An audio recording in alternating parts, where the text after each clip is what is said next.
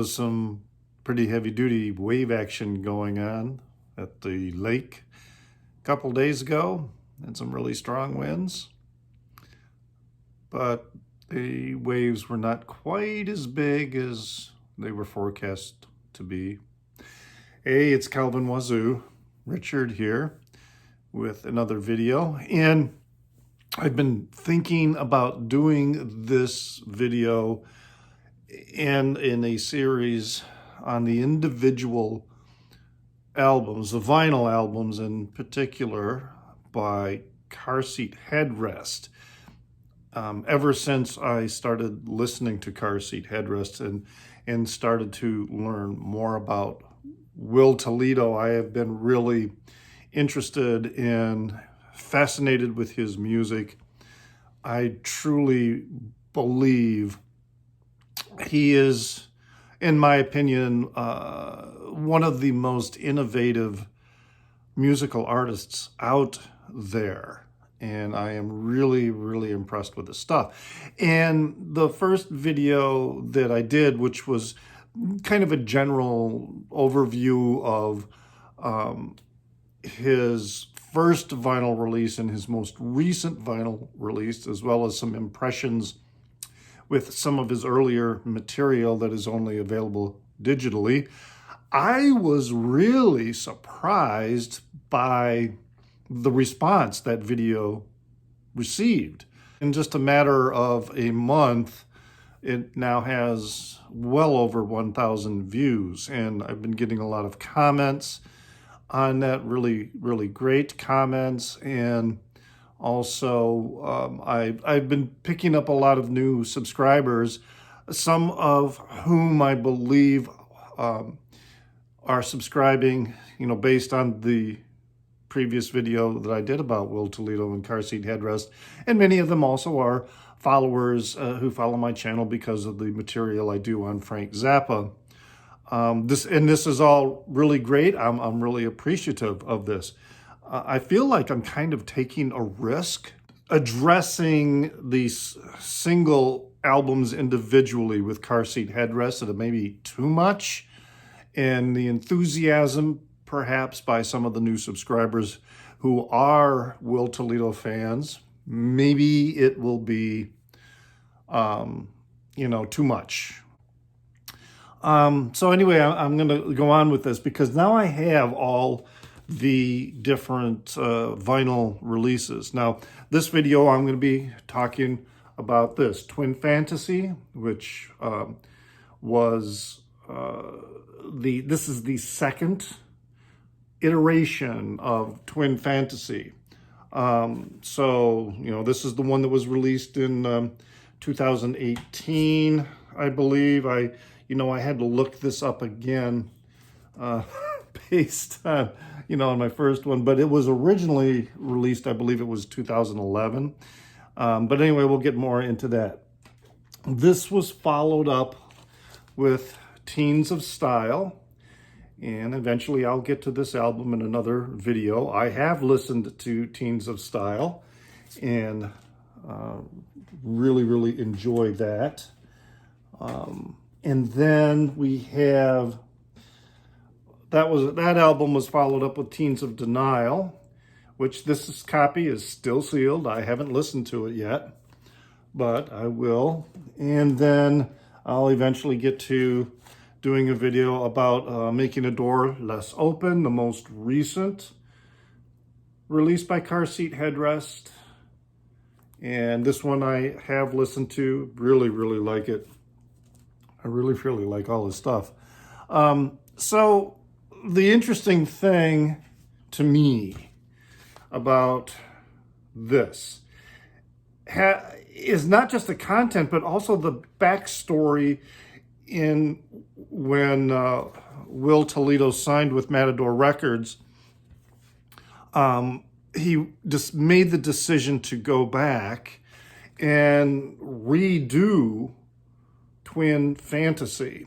In an article in Rolling Stone that was published in January of 2018, so I believe the interview took place in 2017, while he was in the process of redoing this.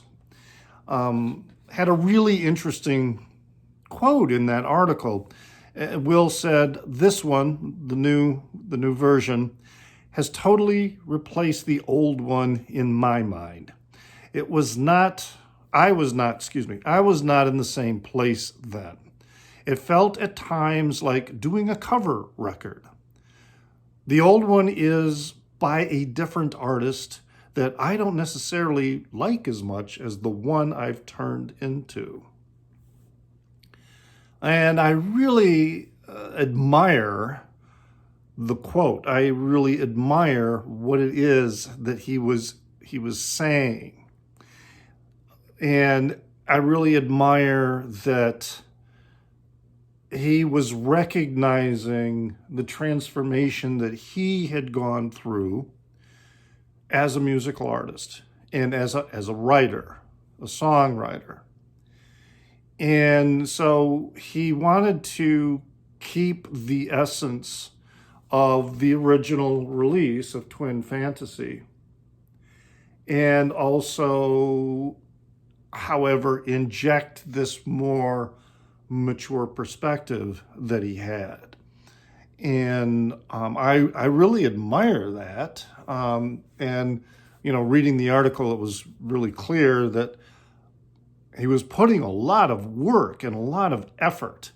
And I have read comments in other venues, forums, even a few comments that were left on my other video. I'll have a link to in the down under to that, in which people did say that they preferred the original release and in the rawness of it. But, that quote right there that I just read, to me is, Will is saying, hey, this is the record. This one's replaced, as far as I'm concerned, this has replaced it, the old one. And I respect that. And while I may, just for my vinyl collection, if I ever run across an OG release or pressing of Twin Fantasy, I'll pick it up just because of, wanting to have a complete collection of Car Seat Headrest. But I respect what he says, that the new release, this is it. And I get what he's saying. Now, also, I knew from my first listen, my initial listen of Twin Fantasy, that this was, that Will was, as I said earlier, meaning in another video, that he was at the least gay, potentially bi. Then, it became, through reading other things, that the content of this record was about a love affair between two teen boys, and that it was based on Will Toledo's experience. However, again, reading more interviews and hearing some interviews that were posted online, particularly in YouTube, it became apparent that, at least the way it was being presented by Will himself, that, yeah, it is based on his personal experience, but the content and the story in here goes beyond that personal experience, and that it is much more than about, it's not about him. It's his life is being used as the catalyst to express common feelings among young people, feelings that I had, when I was leaving high school and entering college, and that whole process of self-exploration that is often quite liberating and wonderful, but at the same time fraught with anxiety and downright fear. So, Yeah, it's inspired in part by his personal experience, but at the same time, yeah, you cannot experience this album as being autobiographical, as being about Will Toledo. And one of the things that I noticed with it in the story and about the songs, they're they weren't linear. The story was not linear. It seemed to jump around in a manner that made me think that we're not talking about the same relationship anymore. And, or at least we're not talking about the same relationship in a story format, in a linear format. Once I was able to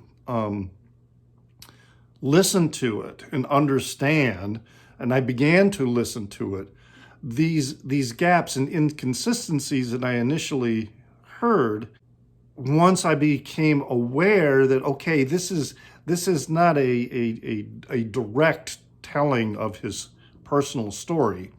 And then I began to listen to it in how, George Michael said, once I began to listen without prejudice, then the magic of this album became more apparent, was much more clear to me. And then I was freed from trying to fit it into boxes, to try and match what I thought about, Will Toledo. He makes comments, at the end of this album and kind of at the start of the next release, Teens of Style, that reminded me a lot of Bob Dylan, in that, this isn't about me. This, you're not learning any deep, intimate knowledge about me. You don't know me. This kind of thing, which was something that Bob Dylan also often said, because people, his songs and lyrics resonated so strongly with people and with young people at the time that they felt like, oh, he's talking to me. I know exactly what he's talking about. I know exactly what he's singing about. And, Dylan was kind of saying, no, you don't know me. What you know is the songs that I have released on record. That's what you hear.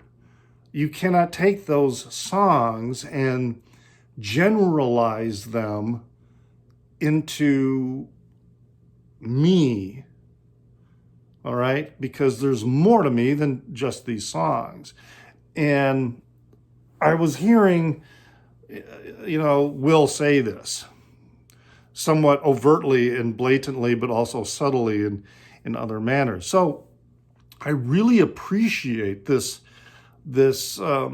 maturing perspective that he had, because it shows that he had this ability to look at himself, to look inward, and do so without falling into a circular pit of melancholy, which is a real trap that we face, particularly when we're young. As we look inward, we can get caught up in a whirlpool of melancholy and this echo chamber that we develop that reinforces the way we feel, rather than look inward in a more objective way and see what's there, and then develop ourselves and transform. And that's what I believe Will Toledo did. He had transformed. So when he went back to redo this, he was taking this new Will Toledo that he had become and used the wisdom that he had to refine what was still a solid core of the musical story and the concept of the album. So it wasn't like he was rejecting what he had produced earlier because it came from him. It was him in that music. But, we change. Everybody changes. It's kind of a basic fundamental teaching that the Buddha gave his 7-year-old son, Rahula, and that it was important to reflect on what it is we do, what it is we say, what it is we think. We need to reflect on it and then evaluate it objectively in terms of, is what we say, think, or do good for us? Or is it harmful for us? Is it good for others? Or is it harmful for others? That kind of self-reflection creates a self-awareness that helps transform you into becoming a better person. And that's a long-winded way to say that that's what I'm getting from Will Toledo's music. And the more I listen to it, the more and also not just with this record, but the more I listen to his other material, I see how each effort, musical effort, and the poetic effort of the lyrics are an investigation and the revelations that come out of it, which sometimes are awkward and sometimes ill-formed, but it's a process, a willingness to move forward.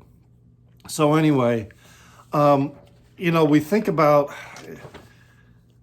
this album in particular and the way it opens. I mean, all right, so it's a double album, and it conceptually, I think Will has said this in articles to confirm this belief of mine, and that is the story is pretty much anchored by the song Beach Life, or Beach Life and Death. So the rest of the album is kind of built around this. And so it is all related, but that also kind of explains, why some things may not be linear. The opening track, My Boy, is both simple and crystal clear, but it also builds musically through this simple repetition of, the verse. My boy, we don't see each other much. It'll take some time, but somewhere down the line, we won't be alone. And it starts off with it, being very quietly and simply half spoken, half sung. And then each repetition of the verse, the song builds in intensity to such a grandiose, powerful eruption of emotion, in which he began speaking quietly, and then he's screaming, the same lines. My boy, we don't see each other much. It'll take some time, but somewhere down the line, we won't be alone. So we get this great big buildup, and there's this optimism in the line. And it's like the whole gist and tone of the record is established this way. And then we go into this epic piece, Beach Life in Death, which parenthetically he calls a cursed song. This one is also bursting with energy and the excitement of youth. But it's also constrained by this, what I feel like is an invisible, repetitive repression. And but it's got some really wonderful, powerful, soaring chords, and then there's the noise that is going in it as well. So we're getting the pop noise, for lack of a better explanation or description. The line, it should not be called anti-depression, I don't want to have schizophrenia really hit me because in my early teen years, because of all the conflicting emotions and thoughts and self-awareness, gradually becoming aware of, I, you know, I'm not attracted to girls, I'm attracted to boys. And, that was very confusing to me. Didn't quite know how to do it. And so I thought I thought I was mentally ill. I thought I was schizophrenic. I had read articles, at the time Life magazine had, I think it was Life magazine, had a series on the different manifestations of schizophrenia. And I was reading about the hebephrenic schizophrenic. And to me, that's me. It was describing me. And so, that's how I was feeling. Then, it gets into the mundane aspect. What should I do? Eat breakfast. What should I do? Eat lunch. What should I do? Eat dinner. Just a repetition of existing, of just getting through the day, just getting through life while all this confusing stuff is going on. With the second part of the song, we start getting to, here's the other thing that kind of was throwing me off about the linearity, and I realizing that no, this is not linear, was this recurring idea of the ocean washed over your grave. Well, that was throwing me off, and I still might not be getting it right. But it was throwing me off, and it made me wonder, did somebody die? But then I did read an article where the inspiration, the person who was part of the inspiration, will mention that they still keep in touch. So I'll get back to that in a minute, because now, I still can understand the choice of words. But anyway, in the second part, it gets more shoegazy in terms of the guitar, and the tune is very simple, very popish, and then there is a bridge with this binary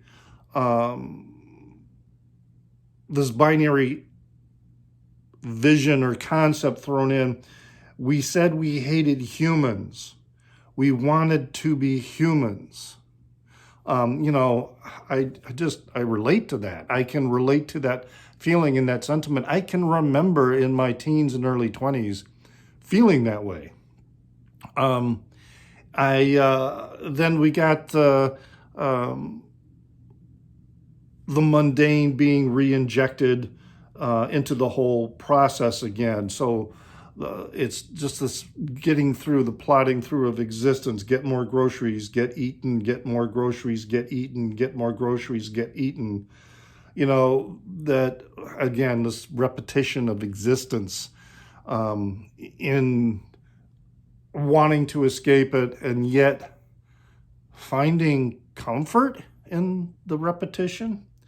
And then part 3, we've got this separation. And this is where I initially started feeling like, okay, this other person is dead. I mean, he has the line, last night I dreamed he was trying to kill you. I woke up and I was trying to kill you. We get this second reflection on this, like the dog motif, which he mentions earlier, in the first part, where he says, I pretended I was drunk when I came out to my friends. I never came out to my friends. We were all on Skype, and I laughed, and I changed the subject. She said, what's with this dog motif? I said, do you have something against dogs? And then in the third part, he's saying, your ears perked up. I perked up when your ears perked up. You were all looking around, and I hoped it was for me. I hoped you were using your sonar systems for me. To me, that's another metaphor, allusion to a dog. And because you know how dogs' ears perk up. So, some people in their comments, because I had raised in my earlier video, was Will Toledo a furry? And I have some acquaintances who are members of the furry community. And so there were some comments left, people saying, oh, yeah, Will is, etc., blah, blah.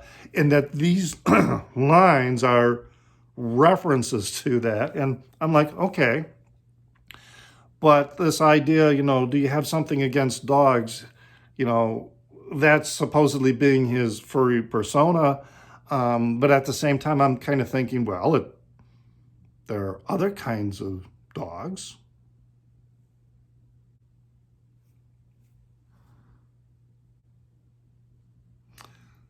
So then we go into this song, Stop Smoking. Stop smoking, we love you and we don't want you to die. Again, this song repeating and repeating.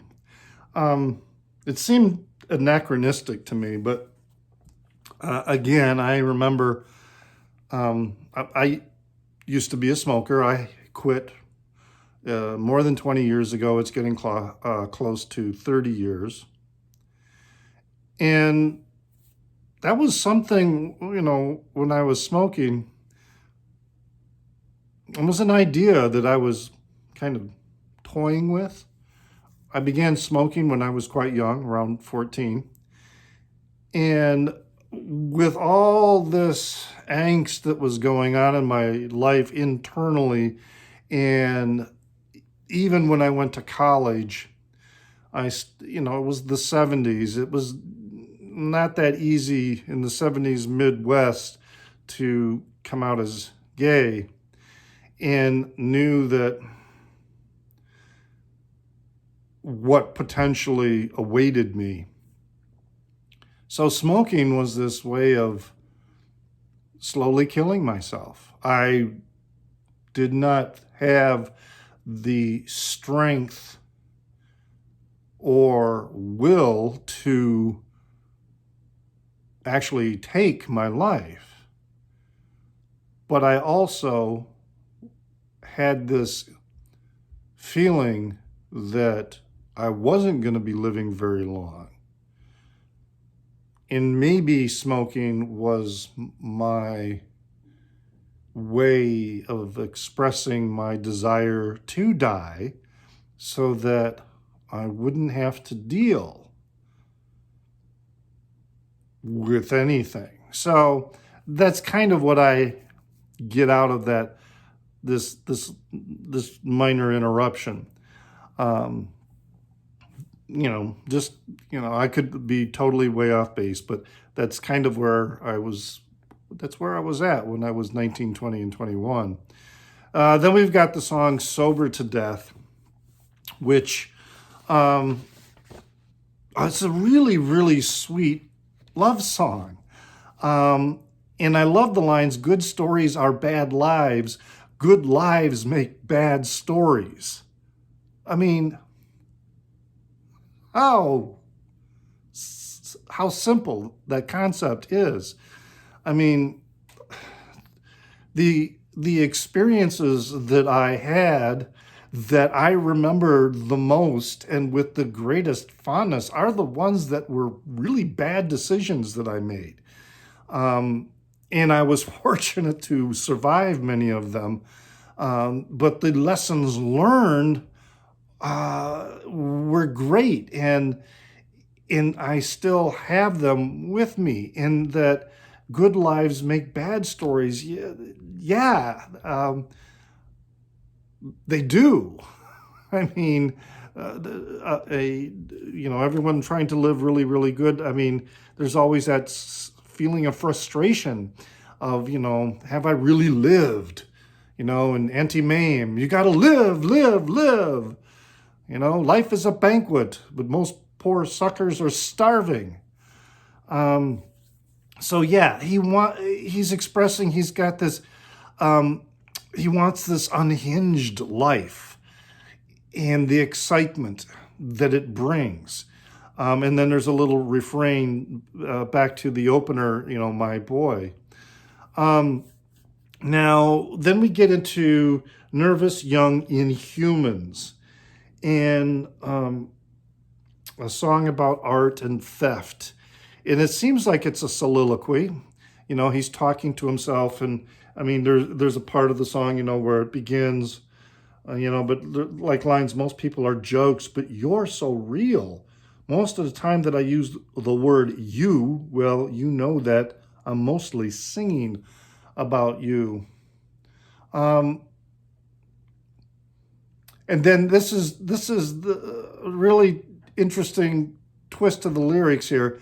You never lifted your voice. You never raised your hands.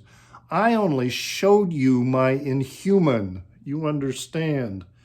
That's another repeating theme.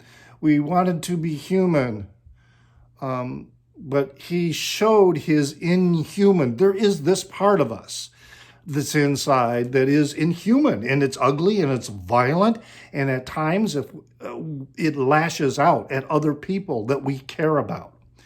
And he was saying to this other person, I only showed you my inhuman, because of his own inability to deal with his feelings. And then he goes into this long soliloquy where, he starts off, I am a good person. And it's built upon some religious notions, and also, just going through this process of understanding his self, not himself, understanding his self, and how he is interacting with other people. Really, really quite amazing. And that's what, the first record closes off with. The second record opens with Bodies, which is got the dance backbeat, but it's, and it is about the bacchanal of dancing at a club, with friends. It's got both the fear and angst of desire and lust and sensation and exaltation. And then, at the end, it's just this desire to be moving, to be alive, and, dealing with some simple awkwardness. Like when he's talking about, I'd like to put my hands around, he's talking about his shoulders. You got some nice shoulders. I'd like to put my hands around them. I'd like to put my hands around them. That feeling of, oops, I touched you in the wrong way. Trying to find ways to express affection and longing to another people and feeling awkward about it. But at the same time, being on the dance floor and just feeling that liberation and losing yourself in the music. Really, really good song. Cute Thing is also really good. It employs some really effective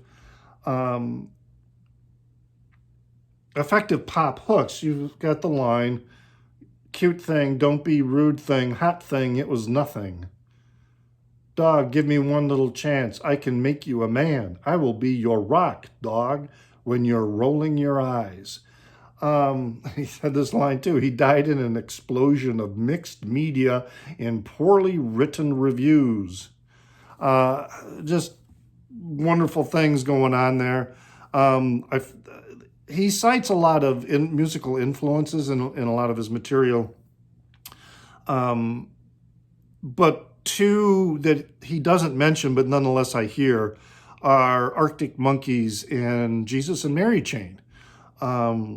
Especially with the way the fuzz is being used with the distorted guitar with a lot of things. Now, when I say, I hear these influences, I'm not suggesting that, Toledo is reductive. No, I can hear the influences, although there are times when I hear specific quotes where I think he really is directly quoting from another pop song, but then, he takes off into his own music, from that musical quote. And that's not an uncommon thing for many musical artists to do.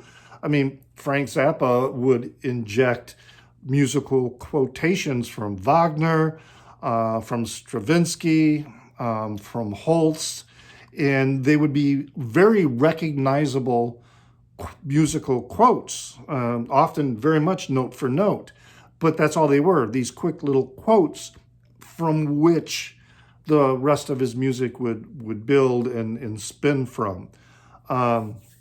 So hearing these influences and references in Will Toledo's music, I am by no means saying that he is being a mimic or reductive.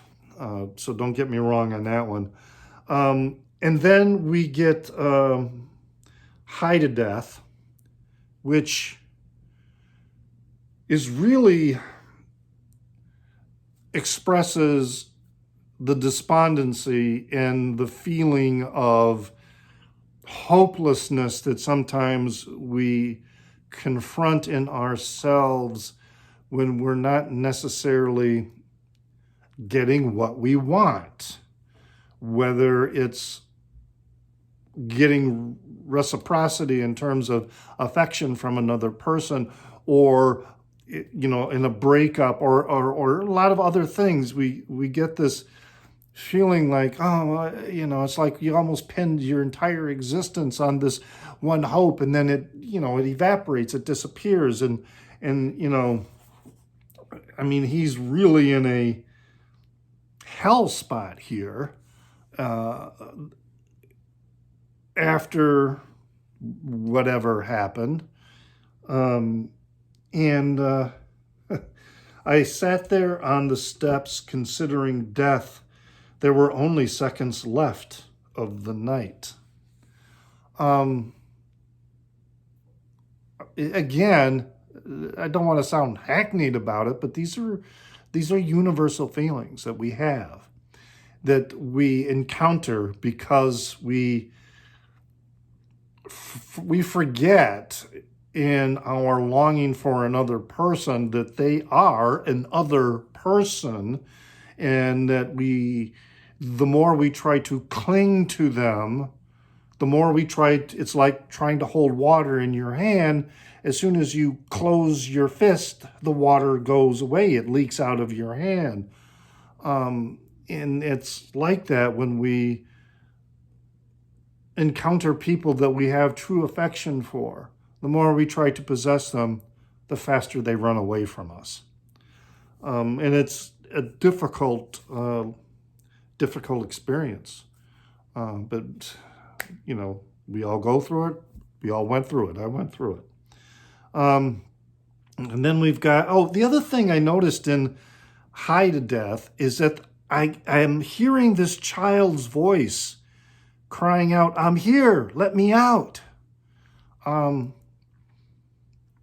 that to me is like so perfect, because a lot of times when we are in that space of despair, the child in us which is always there. We shouldn't lose touch of the child that is in us. But in those moments of despair, that child is crying out, "Hey, I'm here, let me out."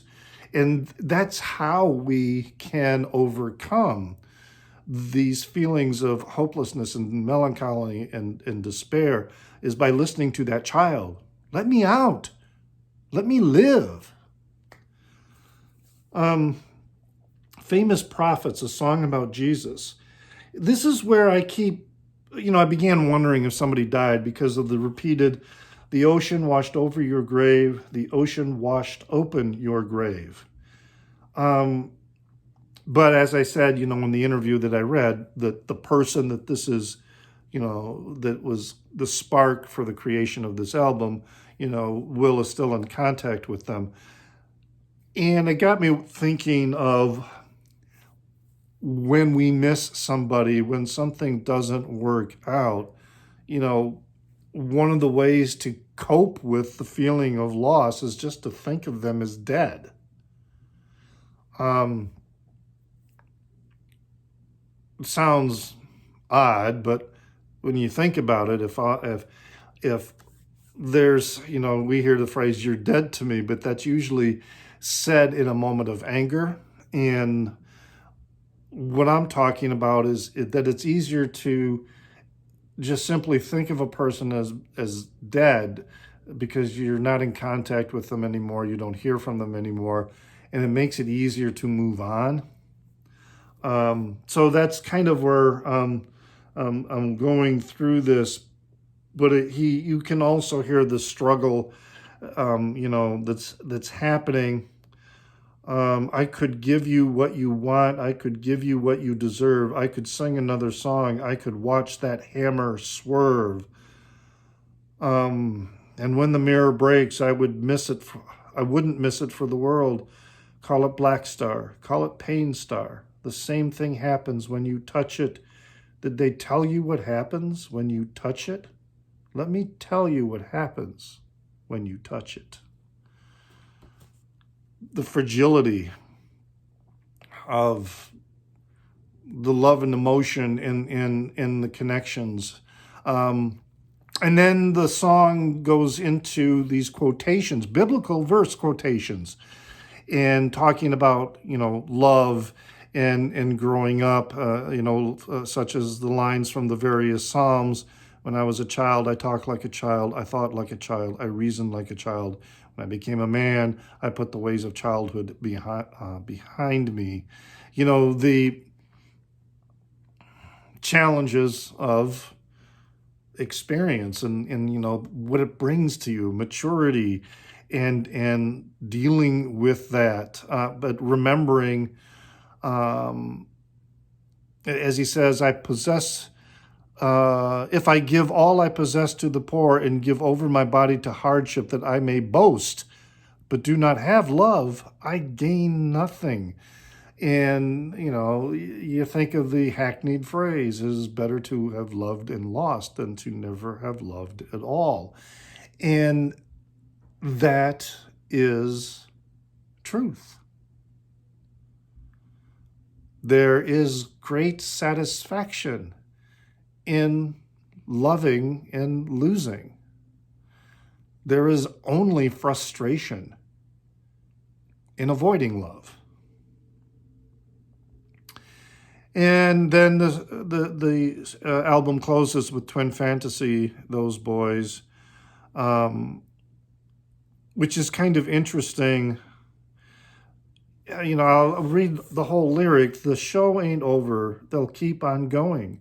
They'll keep on laughing and fucking around. Off into the distance, those two brothers, those two lovers, and their smooth-cocked adventures.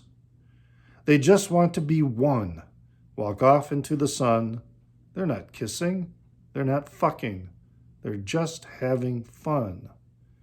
They were connected at the back of the head. They had a conduit. Their minds were the same. When I come back, you'll still be here. So, yeah, even in the separation of love, the person is still there. And it also made me think of Hedwig and the Angry Inch in the song about how humans used to be stuck together and then the gods cut them in half, because there are the images in that movie, of two people being joined, at the head.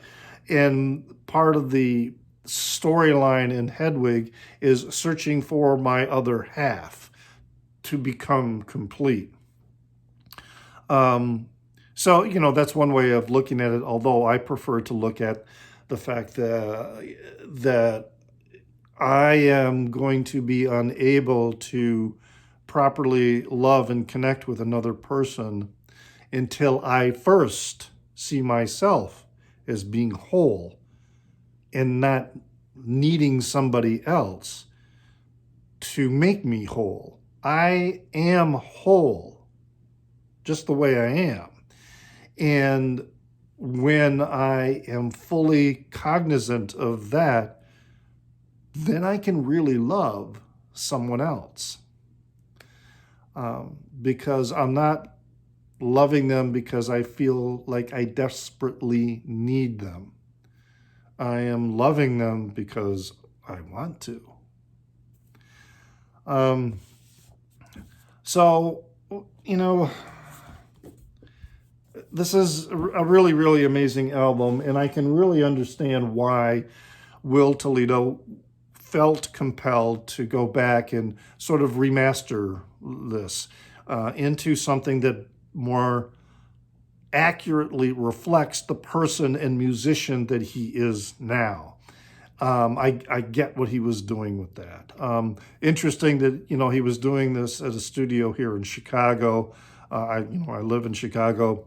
If you ever watch any of these videos, Will, and you're back in Chicago for doing any kind of recording, I would love to sit down with you, have whatever, drink coffee, and, you know, and just talk. I am really, I really find the music so interesting and the stories. Yeah, I think that would be pretty cool. Who knows? Maybe I could do an interview on my channel, talk about a fantasy. Anyway, I hope you enjoyed the meandering thoughts of a 62-year-old man in the musical content of this record. And I am planning to do, as I said at the beginning, a separate video on each of the other releases, the vinyl releases, because I'm doing them one at a time, just like I do my Frank Zappa one at a time. And I plan on doing some other groups with their albums one at a time. It's going to take a while for this to happen, so I hope you stick around. I hope you enjoy what I have on my channel. I have lots of other things on the channel that I hope will be of interest to you. But always remember, pray for the people inside your head, for they won't be there when you're dead.